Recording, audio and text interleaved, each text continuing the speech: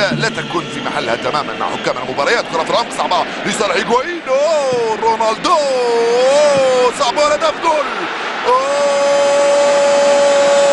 كريستيانو رونالدو في أول كرة وأول لقطة وأول فرصة وأول هدف للريال.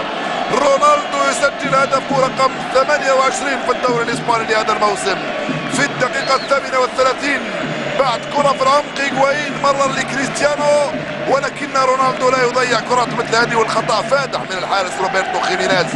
لو شفتوا معي كيف انه لم يغلق الزاويه كما ينبغي. شوفوا معي الاعاده والتمريره هذه من بيبي، لم يكن في وضعيه تسلل خوزي كاليخون، ولحق هيغوين مرر بيسرى لرونالدو. شوف الزاويه مفتوحه تماما، شوف مفتوحه تماما على الجهه اليمنى من الحارس روبرتو خيمينيز، لم يغلق الزاويه، فسح المجال لكريستيانو رونالدو.